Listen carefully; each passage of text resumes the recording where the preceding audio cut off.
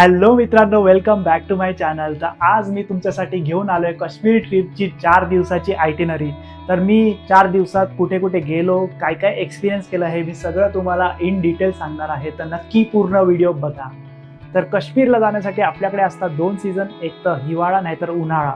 तर उन्हाळ्यात तुम्ही जर गेला तर तुम्हाला भेटतात हिरवाईने बहरलेले डोंगर आणि वेगवेगळे प्रकारची फुले, ज्याला बोलतात ना जन्नत ए काश्मीर, ते तुम्ही एक्सपिरियन्स करू शकता। आणि दुसरा सीझन आहे हिवाळा, जो की मी सिलेक्ट केलेला, कारण मला बघायचं होतं खूप सारं बर्फ। तर हिवाळ्याचा काय एक्सपिरियन्स असतो हे तुम्हाला आता पूर्ण व्हिडिओमध्ये दिसेलच। तर चला आता आपण जाऊया काश्मीरला।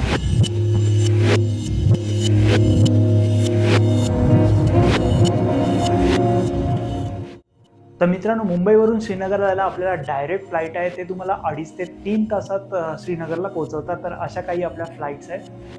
आम्ही ही पूर्ण ट्रिप प्लॅन केलेली काश्मीर पोर्ट या लोकल ट्रॅव्हल एजन्सीकडून। तर आमचा डे 1चा स्टे आज हाऊसबोटमध्ये बुक होता। तर त्यासोबतच आम्ही एक्सप्लोअर करणार होतो मुघल गार्डन, डल लेक आणि फ्लोटिंग मार्केट। मॉर्निंगची स्पाइसजेटची फ्लाईट पकडून आम्ही 8 वाजता पोहोचलो श्रीनगर एअरपोर्टला, आणि तिथून आम्हाला आमच्या ड्रायव्हरने पिक केलं आणि आम्ही एक मस्त ठिकाणी ब्रेकफास्ट करायला गेलो।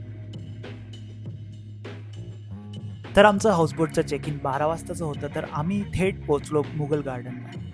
श्रीनगरच्या मुघल गार्डनचे हिवाळ्यातील दृश्य खूपच सुंदर असते। हिवाळ्यात गार्डनचा नजारा अत्यंत मोहक आणि शांत आहे।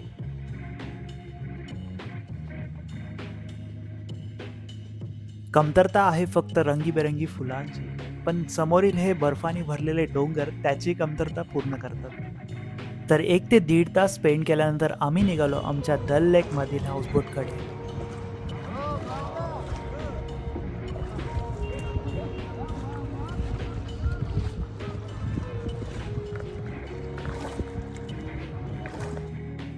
हॉटेलवरती आराम करून इव्हनिंगला आम्ही पडलो बाहेर शिकारा राईडला।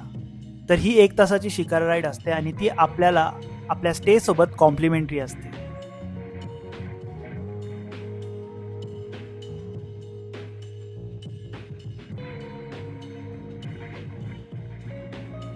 हे आहे आपलं मीना बाजार, ज्यालाच बोलतात फ्लोटिंग मार्केट ऑफ काश्मीर।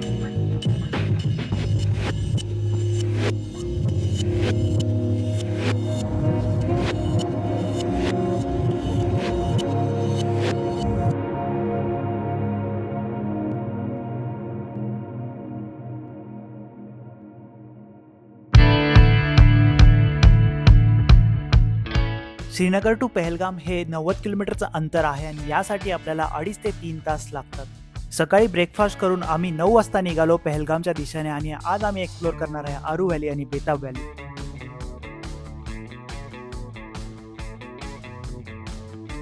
जसं पहलगाम जवळ आलं तसंच स्नोफॉल चालू झाला आणि आम्ही एक्सपिरियन्स केला काश्मीरमधील आमचा पहिला स्नोफॉल।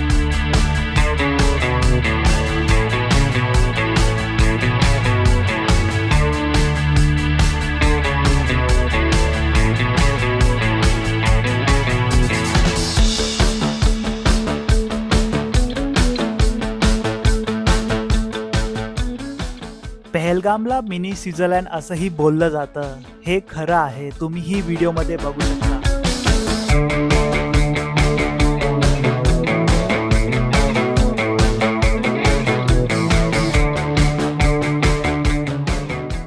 खूप सारा स्नोफॉल एन्जॉय करून आम्ही केलं आमच्या हॉटेलमध्ये।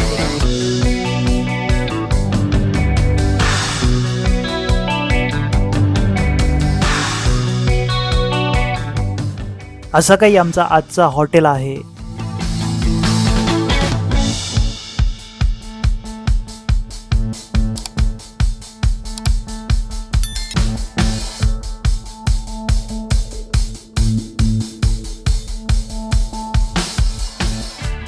स्नोमध्ये मस्ती आणि खूप सारा एन्जॉय करून आम्ही हॉटेल रूमच्या विंडोमधून नजारे एन्जॉय करतो।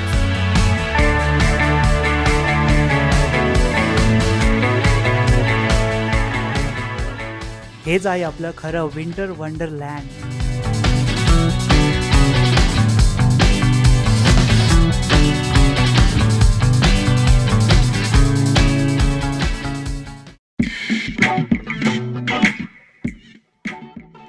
Good morning with this awesome view. तर मित्रांनो, आमचा आहे आज डे 3 आणि आम्ही आज जाणार आहे गुलमर्गला. गुलमर्गचं डिस्टन्स इथून 140 किलोमीटर आहे आणि आम्हाला अराउंड 3.5 ते 4 तास लागतील. तर मित्रांनो, पूर्ण रात्रभर स्नोफॉल झाल्या कारणाने आमच्या कारची बघा हालत काय झालेली आणि किती स्ट्रगल करावा लागत होता.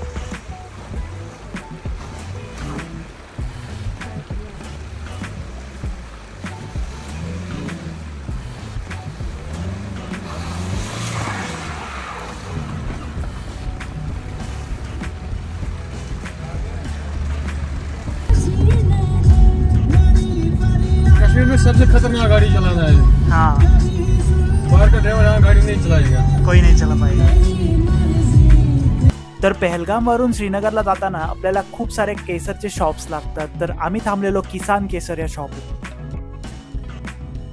फायनली मित्रांनो, आम्ही तनमर्गला पोहोचलेलो आहे आणि आपली प्रायव्हेट कार इथून पुढे जाऊ शकत नाही.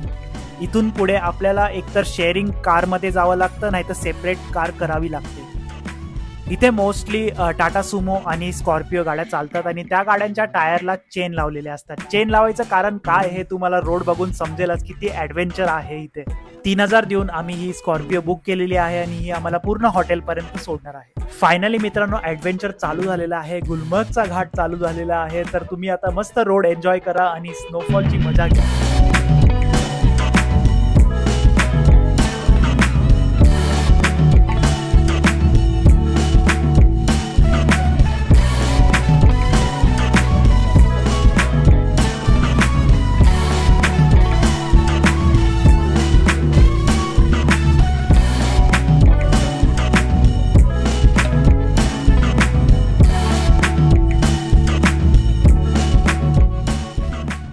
तर मित्रांनो, गाडीला चेन लावायचं कारण तर तुम्हाला समजलंच असेल, तरीही गाड्या इथे स्लाइड करतायत.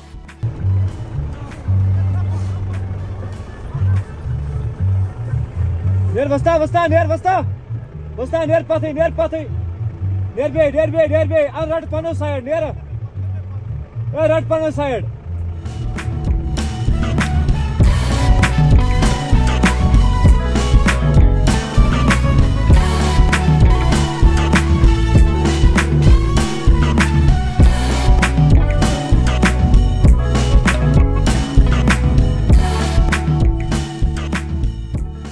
तर या अर्ध्या तासाच्या थरारक अनुभवानंतर आम्ही पोहोचलेलो आहे आता गुलमर्गच्या मेन मार्केटमध्ये. जे आम्ही हॉटेल बुक केलेलं ते आमचं गंडोलाच्या जवळ होतं आणि हा गंडोला हे गुलमर्ग पासून 1 किलोमीटर अंतरावर आहे. तर मित्रांनो, आम्हाला आमच्या ड्रायव्हरनी ड्रॉप केलेलं आहे आणि समोर आहे आमचं हॉटेल खलील पॅलेस. तर गाडी पूर्ण हॉटेलपर्यंत जाऊ न शकल्या कारणाने आम्हाला आमचं आता सामान घेऊन स्ट्रगल करत वरती पोहोचायचं आहे. खलील पॅलेसमधील 1 रूमचा चार्ज हा 14,000 एवढा आहे. त्यामुळेच गुलमर्गमध्ये स्टे करणं खूप महागात पडतं. काही लोक गुलमर्गला 1 डे करून रिटर्न श्रीनगरला जातात.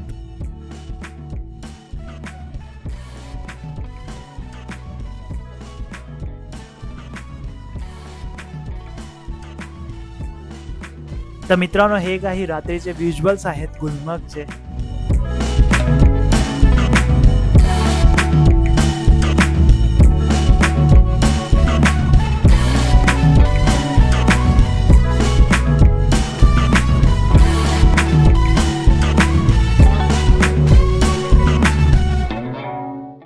गुड मॉर्निंग मित्रांनो. तर आजच्या आमच्या दिवसाची सुरुवात होतीये गंडोला राईड सोबत. गंडोला राईड आमच्या हॉटेलच्या जवळच होतं.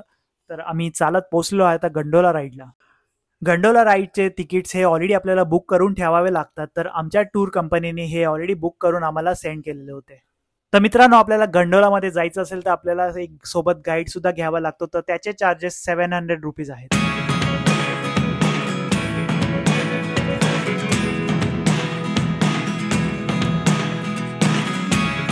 Never really know what's going on.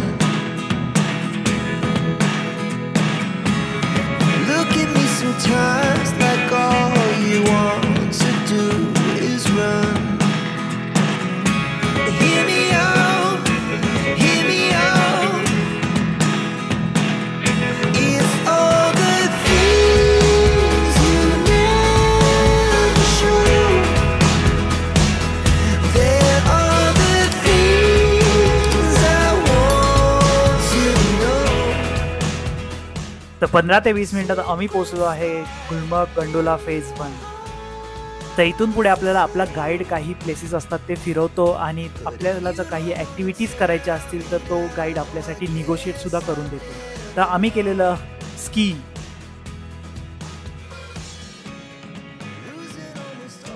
मस्त स्की करून 4-5 वेळा आपटून आम्ही चाललेलो आहे आता काहीतरी पेटपूजा करायला.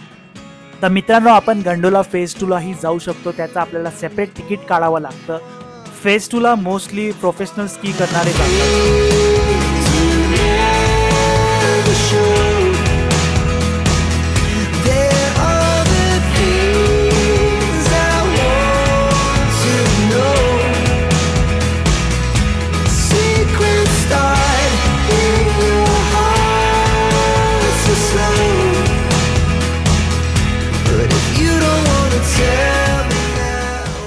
खूप सारी स्नोमध्ये मजा करून आम्ही आता रिटर्न चाललेलो आहे गुलमर्गच्या दिशेने.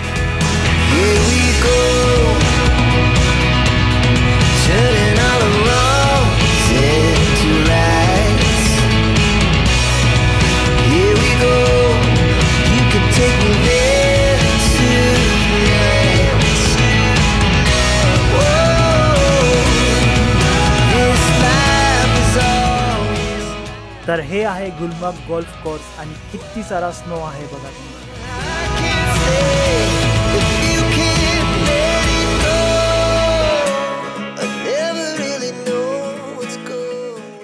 आजचा आमचा दिवस खूप छान होता, कारण काल तुम्ही येताना बघितलं की एवढा स्नोफॉल होत होता आणि आज एकदम क्लिअर वेदर होतं. ते बोलतात ना, पहाडोमध्ये आपण कधी वेदर प्रेडिक्ट नाही करू शकत, कधीही वेदर चेंज होतं.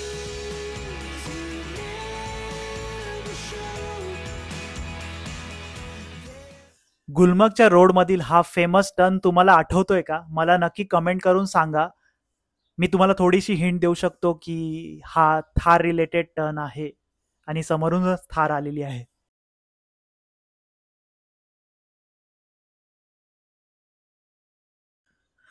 तर मित्रांनो, आम्ही आमच्या ड्रायव्हरला कन्व्हिन्स करून आम्ही आता चाललेलो आहे तनमर्ग मधील फेमस प्लेस फ्रोझन वॉटरफॉल. वॉटरफॉलला जाण्यासाठी खूप छोटा रोड आहे, एका वेळी एकच गाडी जाऊ शकते, त्यामुळे खूप सारं ट्रॅफिक जाम होतं आणि छोटासाच रोड असल्या कारणाने आपल्याला टाइम ही खूप जास्त लागतो.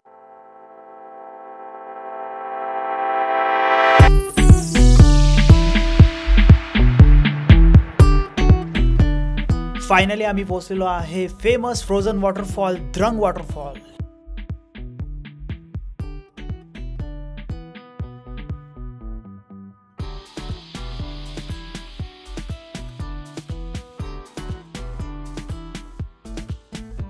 जर तुम्ही गुलमर्गला येताय तर नक्की द्रंग वॉटरफॉलला व्हिजिट करा, तुम्हाला ही प्लेस खूप आवडेल.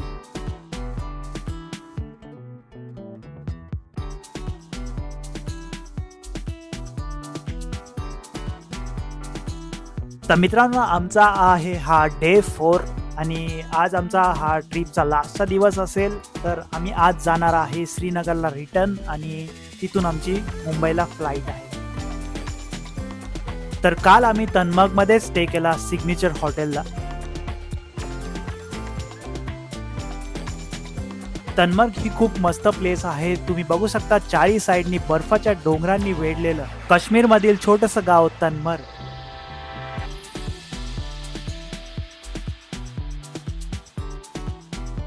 तर मित्रांनो, तुम्हाला ही आमची ट्रिप कशी वाटली मला नक्की कमेंट करून सांगा.